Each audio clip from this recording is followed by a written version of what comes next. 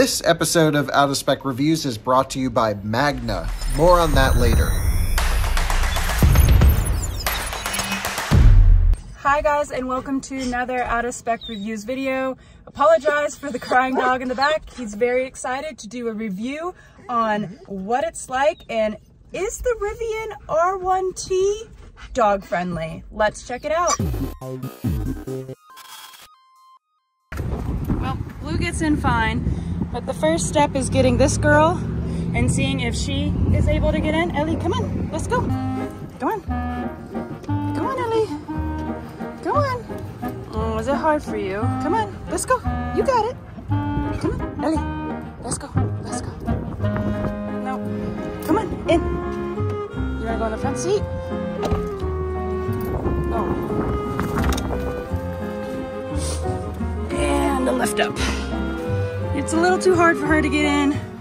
She is just a lazy, she's only 4 years old, but she cannot do much. Poor girl. Can you, Ellie? You're a little lazy. This episode is proudly brought to you by Magna. Magna is a mobility technology company that is super unique because they touch every aspect of almost every car in the market, especially a lot of electric vehicles, and they even can produce vehicles from the ground up. Now, you may remember I shot a series just recently testing some of their new electric vehicle powertrains, so stay tuned for a lot of Magna content to come. We're going to be going in depth with some really interesting topics with these guys, and Out of Spec wants to thank Magna for sponsoring this review and tons of other videos to come right here on Out of Spec. We look forward to working with Magna to define and find out what the future of mobility looks like. As for space, I mean, it's just an obvious truck style. The back space has a lot.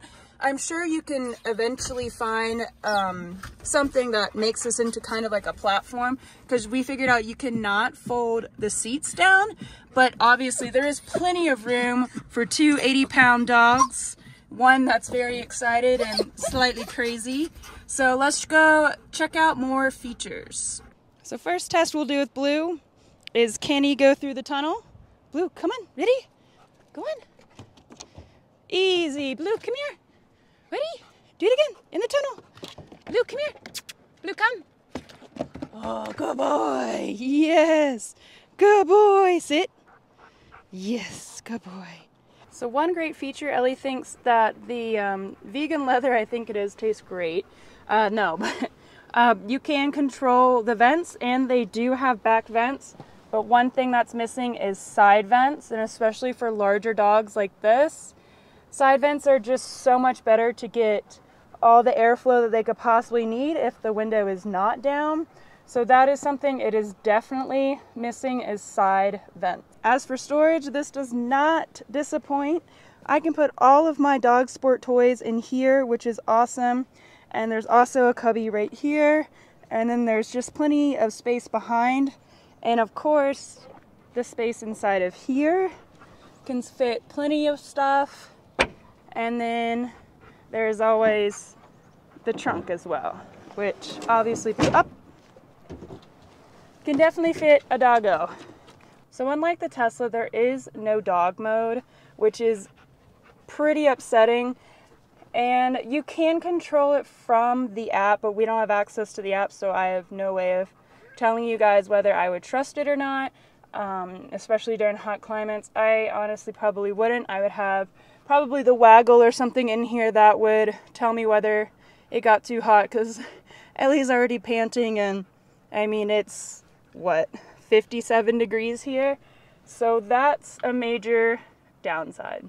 We do think that the leather would actually hold up to Ellie,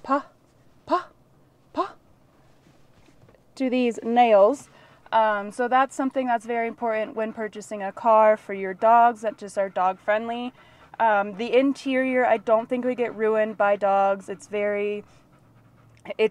meant to take abuse and rugged and all that good stuff. To wrap up this video, would I get this car in mind of wanting to get a really dog friendly car? Yes, it would work. But no, it wouldn't be something I prefer. I would always just prefer an SUV because it just gives you more space, especially for multiple dogs. Blue was pretty much taking the space up all back there when he was laying down. So unless there is a way, which I'm sure there is, just to make it a flat platform back there, I don't foresee it being completely dog friendly, as these guys really love to sprawl out when they're on road trips. So yeah, I mean, it's obviously an amazing truck. I love it. But I would not buy it in terms of dog friendliness. I just wouldn't buy a truck for my dogs. I mean, for people who are like hunters and stuff like that, yeah, this truck would be awesome. The truck bed space is absolutely amazing. You can definitely fit a couple gunner kennels in there, probably 2, I would guess, depending on your dog's size. So that side is really awesome, and they have good tie downs and all that. So if you're into like outdoor dog sports and you need a truck, yeah, this would definitely be a great lifestyle truck for you. But for just kind of basic dog needs and traveling, I don't like personally having them in kennels in the back. They're just not used to it like sporting dogs are. So the space back here could definitely fit some kennels, but then it would just take up the whole space at the back and we would just have the front. So I would definitely, I'm excited to see what the R1S has in store for us. I think that will definitely be the winner for me, but Kyle definitely likes this car and it has a ton of space. I mean, I didn't show you guys the front space up there is massive. It's way bigger than the Teslas. It's very deep. I'll B-roll that over right here so you guys can get a look at that as well. But it's an awesome truck. It rides really smoothly. It actually runs a lot like our Tesla. I mean, the gear shifts and stuff like that is identical to the Tesla. It's just missing the dog mode, which is huge, and it does have the movable vents just like the Tesla. And other than that, Blue, would you like some back vents back there? Yeah, I think you would. So thank you for watching along in this video. I hope I've answered some questions for you guys.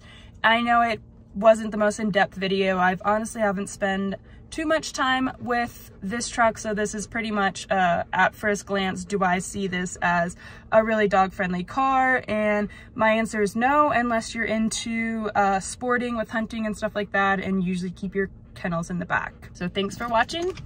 See you in the next one. Bye-bye.